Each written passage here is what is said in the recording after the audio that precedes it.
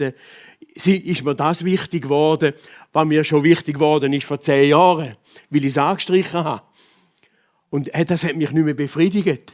Sagen, begegnet mir Gott nur noch so, wie er mir damals begegnet ist. Ist Gott nicht fantasievoller? Dann habe ich angefangen, alle paar Jahre eine neue Bibel zu nehmen, damit ich wieder unvoreingenommen habe in meiner Bibel da meine unterstreichen und so weiter. Und immer wieder frische Begegnung mit Gott zu haben. Frische Begegnung mit Ja, Gott. ja. Ich freue mich drauf, auf deine Predigt. Ich möchte noch beten und dann darfst du loslaufen. Danke. Danke, Vater, hast du daheim jetzt einfach auch befähigt, ja, dein Wort zu verkünden. Und hast ihn so einfach da geführt durch sein ganzes Leben. Führ du ihn heute auch da, dass wir lernen dürfen, auch was er zu sagen hat, was er weitergibt. Hab Dank dafür. Amen. Amen. Ja, vielen Dank. Herzlichen Dank für die Einladung. Ich freue mich natürlich. Danke vielmals. Ja, ich habe vor einer Woche in Deutschland gepredigt und da war ich auch auf Hochdeutsch. Aber da war alles Hochdeutsch. Und wenn Sie mich nicht verstanden haben, dann habe ich trotzdem das Beste gegeben. Ich hatte mich verkältet, Entschuldigung. Ich war ein paar Tage krank, wenn ich da mal huste. Danke für das Getränk da. Aber ich freue mich, heute Morgen hier zu sein, in der Nachbarschaft, wo ich auch wohne. Menschen zu treffen, die Jesus lieben, Menschen zu treffen, die ein Licht und Salz sind in dieser Gegend. Ja, wir sind hier in diesem Tal und haben einen Auftrag in der Nachbarschaft und wo wir immer leben. Und das war für wir meine Frau und ich, wir haben ja leben schon seit 30 Jahren hier. Meine Frau ist vor 5 Jahren gestorben. Genau vor Corona. Und wir wollten in der Nachbarschaft, da wo wir leben, da wollten wir ein Licht und Salz sein. Das war der unmittelbare Auftrag. Manchmal ist das Problem von Pastoren, dass sie überall rumpredigen, aber selbst in der Nachbarschaft kennt sie niemand. Und wir haben dann über diese vielen Jahre eigentlich die Nachbarschaft geprägt. Mit Nachbarschaftseinladungen, mit speziellen Grillabenden und so weiter. Und wir dachten immer wieder, man könnte mehr machen. Und dann ist meine Frau verstorben. Und etwa 2 Monate, nachdem meine Frau gegangen ist, bereits schon in der Corona-Zeit, kamen meine Nachbarn, haben mich da rausgeklingelt, haben gesagt, wir möchten deine Frau ehren und ihr für sie ein Denkmal hinstellen. Da bin ich da rausgekommen unter dem Quartierbaum. Da war so der Corona-Kreis. Man durfte, glaube ich, nur 30, 40 Leute da haben. Und so standen wir da und ich wusste nicht, was los ist. Und dann brachten sie etwas unter den Quartierbaum und enthüllten es, eine Bank. In Erinnerung an Annelis. Diese Frau predigt heute und morgen und noch die nächsten 50 Jahre.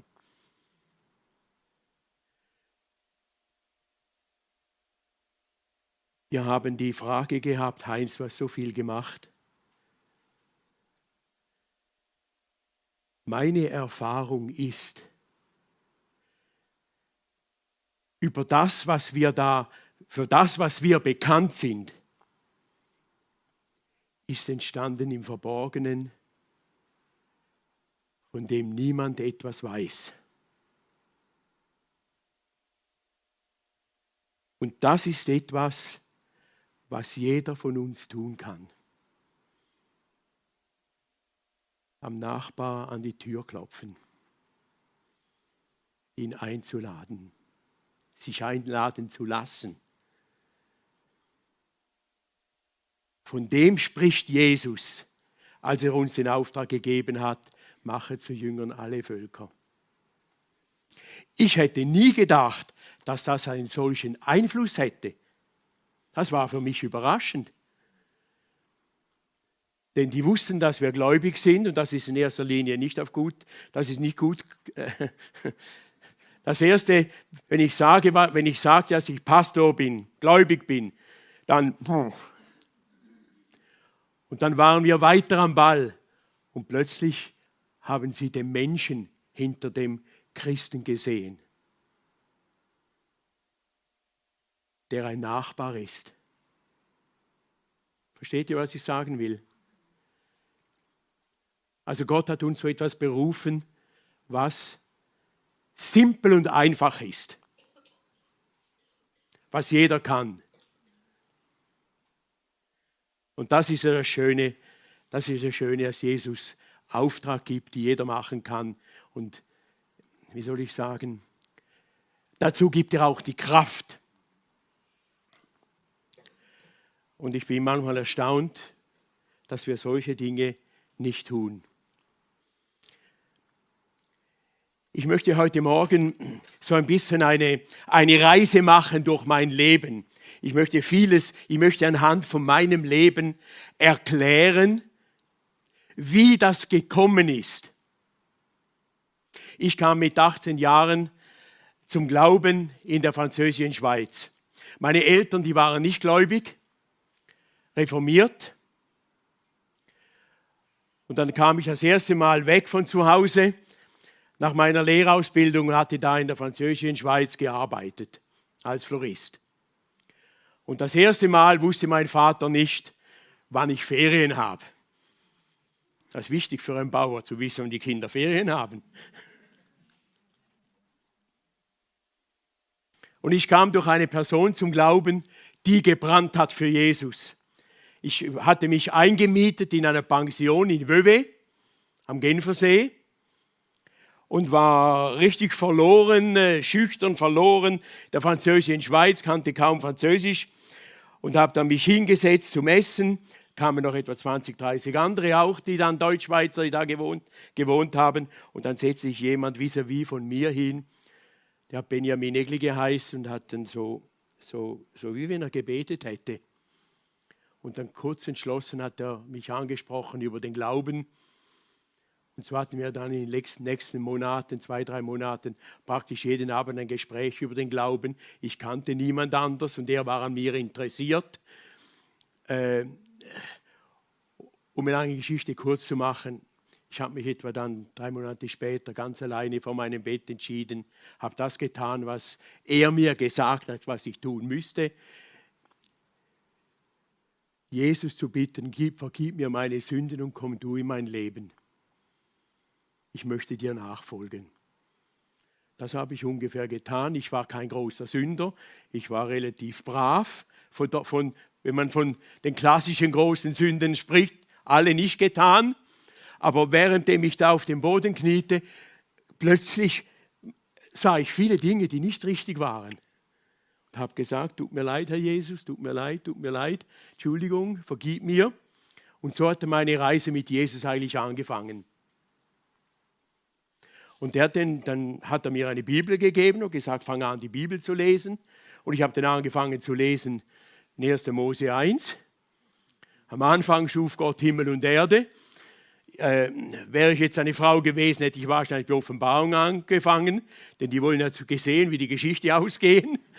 Aber ich war ein Mann und habe da angefangen und mich haben diese Räubergeschichten im Alten Testament wirklich fasziniert. Mich hat es fasziniert, wie Moses Gott begegnet ist. Ich kriege jetzt noch Hühnerhaut, wenn ich daran denke. Moses hörte die Stimme Gottes aus einem Dornbusch. Moses, Moses. Das wollte ich auch. Ich wollte auch eine solche Gemeinschaft mit Gott, dass ich Gottes Stimme höre, dass Gott mir begegnet. Und das hat mein Herz angezündet. Eine Beziehung mit Gott zu haben. Oder interessant, wie Gott Mose in Auftrag gab, dann geh und rette das Volk. Ich wollte eigentlich auch wie Moses von Gott gerufen sein. Ich wollte etwas tun für ihn. Ich hatte nie in meinem Leben einen Widerstand gegen Gott. Ich kann Gott nur danken dafür. Gott war nie mein Feind. Ich habe mit Hunger die Bibel gelesen. Und tue es heute noch. Viele haben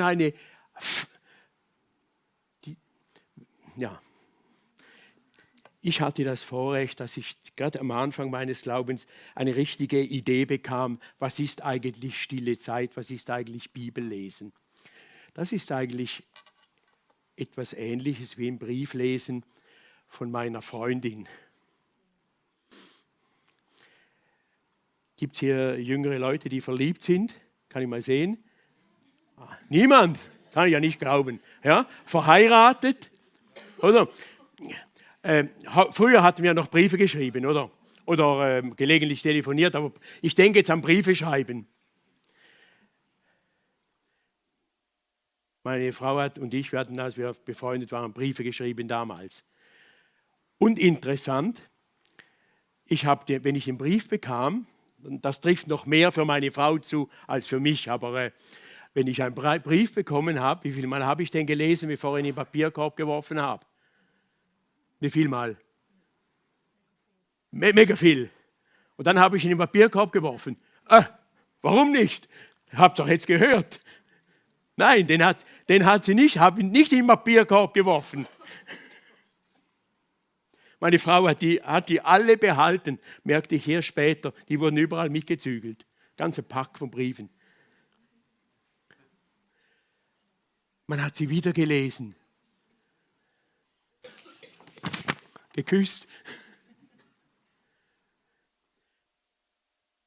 So eine Beziehung wollte ich zu Jesus haben. Und ich glaube, das ist das, was Gott für uns vorgesehen hat. Also ihr wisst, von was ich jetzt spreche.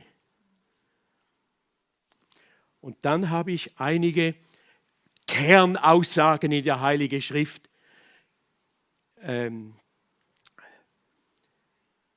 gelesen und gemerkt, das sind Kernwahrheiten, die wie Säulen mir helfen, im Glauben voranzukommen. Und einer dieser Säulen steht in Josua Kapitel 1. Josua, der Lehrling von Moses, bekam den Auftrag, diesen gewaltigen Auftrag weiterzuführen, das Volk Israel ins verheißene Land zu führen. Und Moses war relativ unsicher, ob er das schafft. Er hat ja gesehen, wie das Volk sich gegen Moses aufgelehnt hat. Und dann hat Gott zu ihm gesagt, nein, sei getrost und unverzagt, ich bin mit dir. Und dann gab Gott Moses Anweisungen, unter welchen Voraussetzungen er das Volk richtig führen kann. Und dann sagt er, sei nur getrost und ganz unverzagt, indem du hältst und tust alle Dinge, die im Gesetzbuch geschrieben sind, die ich meinem Knecht Moses geboten habe. Weiche nicht davon ab, weder zur rechten noch zur linken, damit du weise handeln kannst. Was ich sagen will, hier gibt Gott dem Josua den Auftrag, damals gab es noch nicht viel der Heiligen Schrift, damals gab es nur so viel, das Leben von Moses. Und er sagt ihm, halte dich an das Wort, halte dich daran, was ich euch gesagt habe. Ich denke an 5. Mose 29, wo Gott dem Volk Israel Segen und Fluch vorlegt. Das kannte er. Ich werde euch segnen über alles, wenn ihr mir gehorcht. Und ich werde euch zerstreuen, wenn ihr mir nicht gehorcht. Das Schlimmste, lest mal das Kapitel, das ist unglaublich, wenn sie nicht gehorchen. Lass das Buch dieses Gesetzes nicht von deinem Munde weichen. Mund, früher haben ja die Juden das gesprochen. Ich denke nicht, dass wir immer die Bibel laut lesen, aber von deinem Munde weichen, sondern bedenke, sondern bedenke es Tag und Nacht, damit du hältst und tust in allen Dingen nach dem, was darin geschrieben steht. Dann wird es dir auf deinen Wegen gelingen und du wirst weise handeln können. Ich habe das wörtlich genommen. Ich bin einer der wenigen, die die Bibel offensichtlich noch wörtlich nimmt. Hier steht, beachte die Heilige Schrift, so wie sie da steht. Und dann wird es dir gelingen. Über diese Bibelverse habe ich viele Predigten gehört. Aber meistens nur, dann wird dir alles gelingen. Nein, es gibt eine Bedingung. Halte dich daran.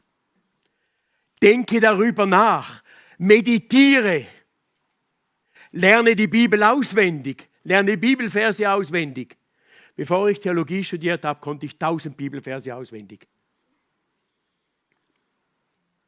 Und habe keine extra Zeit dafür eingesetzt. Auf dem Weg, wenn ich da habe ich in Lausanne gewohnt, dann zur Arbeitsstelle gegangen bin, habe ich diese Kärtchen gehabt und habe sie auf dem Weg auswendig gelernt. Am Rückweg wieder.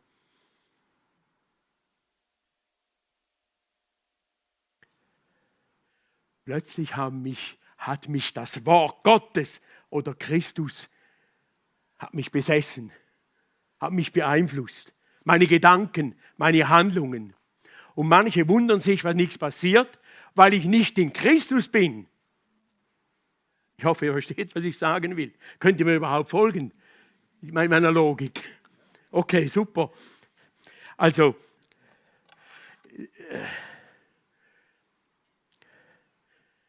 ich ärgere mich manchmal, wenn man einlädt, kommt in die Kirche, um Gott zu erleben. Es gibt die Idee, hier kann man Gott erleben und zu Hause nicht im stillen Kämmerlein. Wir lesen im Neuen Testament, wo Paulus sagt, wenn ihr zusammenkommt, soll jeder etwas mitbringen. An Fülle, an Begegnungen mit Gott. Und was mir hier sehr gefällt, hier ist die Kaffeebar offen vorher und nachher wieder, hier wird es Gespräche geben. Lasst uns da etwas mitbringen von zu Hause, was wir mit den anderen teilen können. Wunderbar, wenn ich hier Gott begegne, aber was für ein Armutszeugnis, wenn das nur immer am Sonntag geschieht, 1,5 Stunden. Und dann habe ich vielleicht Glück, dass ich nicht auf dem rechten Fuß aufgestanden bin und dann kriege ich ja gar nichts. Ich bin jemand, über die vielen Jahre, ich habe persönlich, privat und alleine mit Gott Gemeinschaft haben wollen. Das ist ungefähr auch die Philosophie gehabt, die ich mit meiner Frau hatte. Ich wollte mit ihr allein sein. Und nicht nur mit anderen zusammen.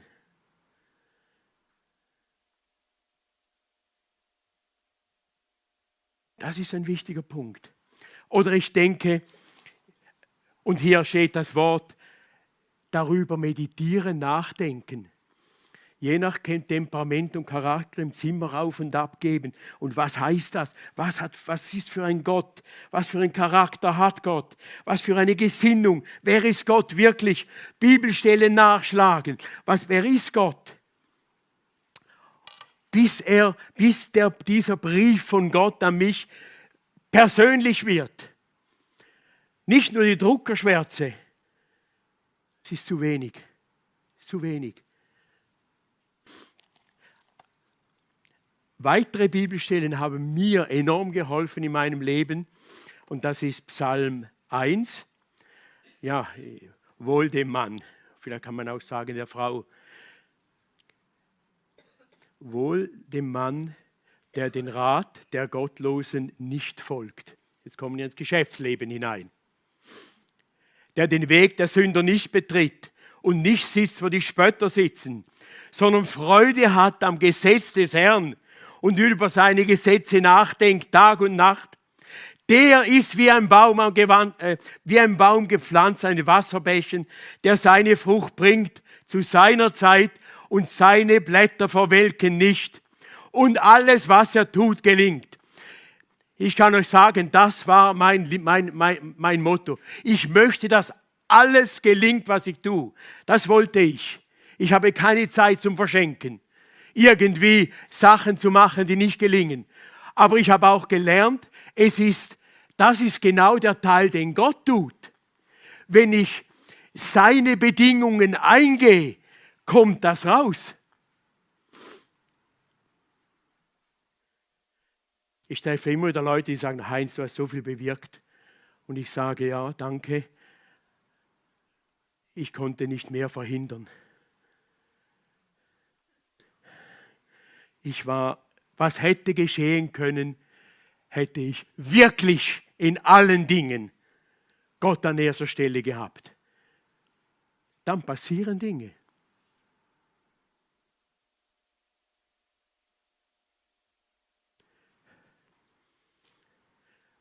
Ja, manchmal ärgern wir uns über Gott, weil er meine Gebete nicht erhört.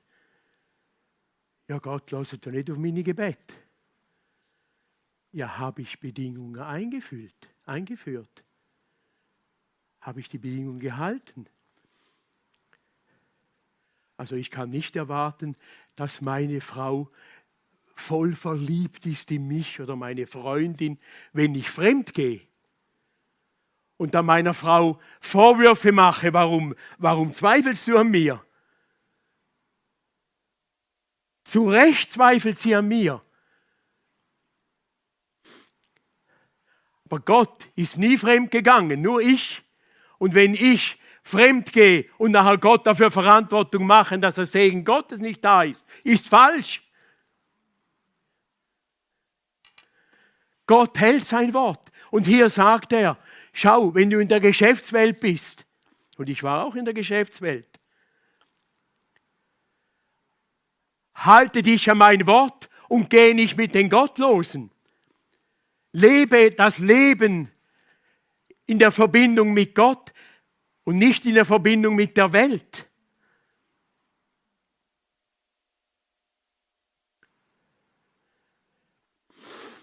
Ich höre auch immer wieder, auch von Gläubigen mehr und mehr, man muss auch mal Gott so richtig die Meinung sagen können. Also was für eine Respektlosigkeit. Wenn Gott Gott ist, dann bin ich der kleine Heinz. Und ihm die Meinung zu sagen, tönt für mich, man muss auch mal seiner Frau mal richtig die Meinung sagen. Ich hatte das gemacht, leider, musste mich jedes Mal entschuldigen. Das ist nicht ein Zeichen von Liebe, nicht ein Zeichen von Verbundenheit. Also wir haben jetzt diese zwei starken Bibelverse gehabt.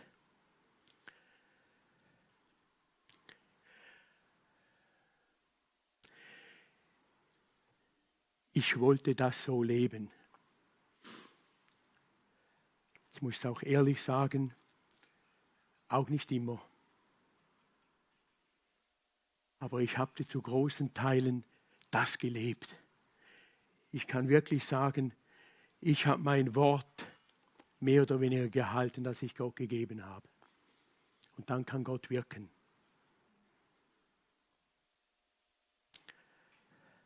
Wie gesagt, ich bin ein Bauernsohn, komme vom Bauernhof, aus dem Thurgau, Ostindien. Wir hatten viele, ja stimmt, Apfelbäume, auch Weinberge, ich komme ja von Weinfelden.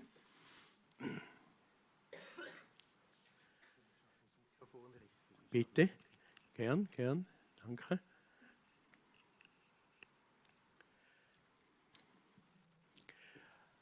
Und konnte mich daher auch mit vielen Geschichten im Alten Testament sehr identifizieren. Ich denke jetzt auch an Moses. Als Sklave geboren, wurde ein Waisenkind, ist in reichen Verhältnissen aufgewachsen und Schluss war er wieder Hirte von Herden, die ihm nicht gehörten auf Land, das nicht seins war. Oder ich denke an David, der kleine David, mit dem habe ich immer, der hat mir immer geholfen, der kleine David. Der war bei den Schafen draußen auf den Feldern. Nicht mal Samuel, der den König Saul eigentlich berufen hat, wusste, dass dieser David da noch in der Familie war. Ihr kennt die Geschichte. Den hat man völlig vergessen. Aber dieser David, und das war für mich von der Seite eine Ermutigung, der hat im Verborgenen das Richtige getan, wo ihn niemand sah. Er hat vermutlich sich im Gitarrenspielen geübt. Niemand hat zugehört, hat keine Performance gehabt. Das wusste niemand. Vielleicht seine Schafe, ja? Und hat vielleicht schon die ersten Psalmen geschrieben. Nur er und Gott, nur ich, David, möchte eine Beziehung zu Gott haben, egal ob das die anderen wissen oder nicht. Und er hat sich geübt im Schwertkampf. Und als dann der Löwe und der Bär kam, da war er bereit. Niemand wusste das, vielleicht nicht mal die Eltern. Im Verborgenen hat er das Richtige getan. Und das ist etwas, was wir lernen müssen, im Verborgenen das Richtige zu tun, egal ob jemand das weiß oder nicht. Im Verborgenen ehrlich zu sein, im Verborgenen Charakter zu sein, im Verborgenen zu dem zu stehen, zu was Gott uns berufen hat. Nicht nur öffentlich in der Bühne, auf der Bühne. Ich meine es auf der Bühne des Lebens, im Geschäftsleben. Nein, einfach das Richtige zu tun, auch wenn niemand das weiß. Und ich sage auch gleich, warum. Es gibt viele Situationen im Leben, wo wir vor einer wichtigen Entscheidung keine Zeit zum Beten mehr haben, weil die Situation kommt direkt hinzu. Die kommt jetzt. Da muss ich eine richtige Einstellung haben, dass ich die richtige Entscheidung treffen kann. Das war im Leben von David, als der Bär kam und der Löwe, da konnte er nicht hinknien und sagen, Herr, was soll ich da tun? Hilf mir jetzt, was soll ich machen? Was ist? Ja, der wäre schon längst aufgefressen worden. Nein, er war in Verbindung mit Gott und wusste, was zu tun ist. Und dann kommt die Geschichte mit Goliath. Das war für mich der Goliath. Beflügeltes Wort bis heute. David und Goliath. Beflügeltes Wort, ein Sprichwort. David wollte seinen Brüdern einen Lunch bringen an der Front. Da, wo Goliath war. Und die Brüder, die haben gesagt, du kommst nur, du willst ein bisschen Abenteuer erleben, was da los ist. Nein, er hatte ein reines Herz. Er kam und wollte ihnen ein Sandwich bringen zum Essen. Und dann hört er von der Geschichte da, dieser Mann da vorne, der da gebrüllt hat, das Volk Gottes verlästert hat. Wer ist dieser Gott, der euch nicht mal helfen kann? Und der hat Gott ausgelacht. Und dann David, wer ist denn dieser Mann? Wie heißt er? Goliath, noch nie von dem gehört. Unbedeutende Person, kenne ich nicht.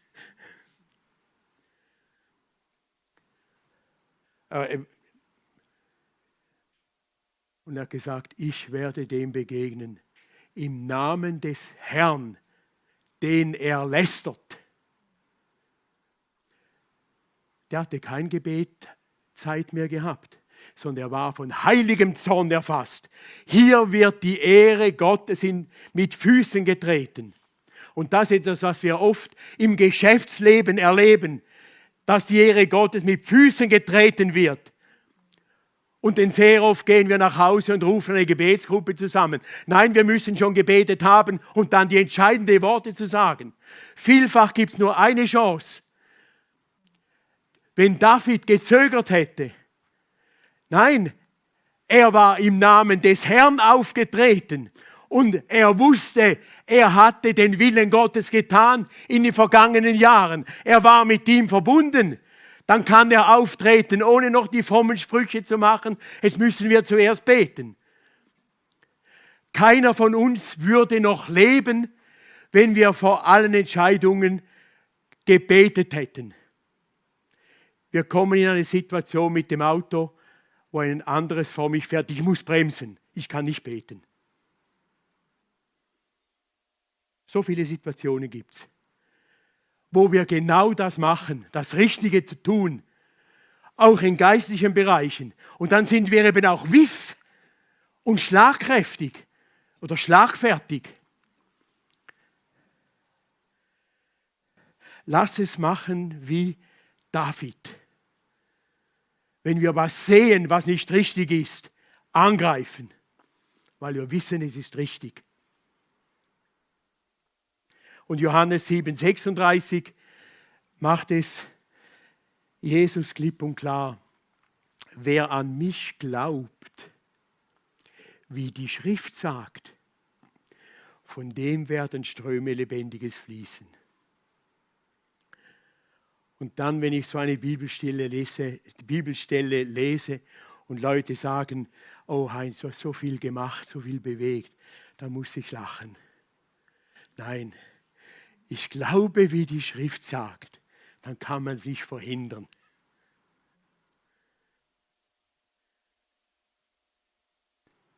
Auf der einen Seite sind wir Bettler, auf der anderen Seite sind wir Söhne und Töchter Gottes, die an vorderster Front für die Ehre Gottes einstehen können.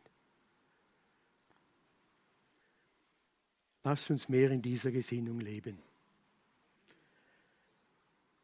Wir werden heute Morgen auch das Abendmahl feiern. Das ist wie ein Gebet oder wie ein Versprechen. Jesus hat alles gegeben. Herr, ich möchte das ehren mit meinem Leben und als Zeichen nehme ich das Mahl. Lass uns einen Moment Zeit nehmen zum Gebet. Herr Jesus Christus, ich danke dir von ganzem Herzen.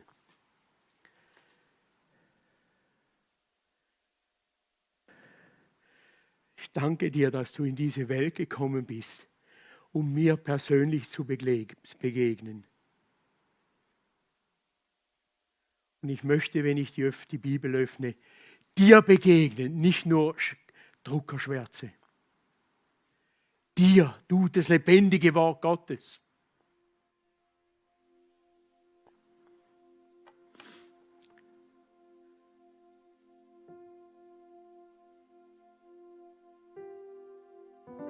Herr Jesus, du hast uns berufen, das Licht dieser Welt zu sein. Aber ein Licht brennt nur, wenn es gesehen wird.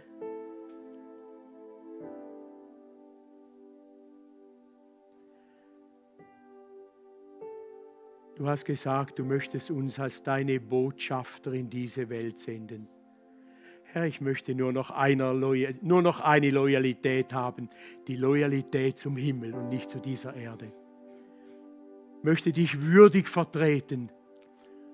Würdig ist das Lamm.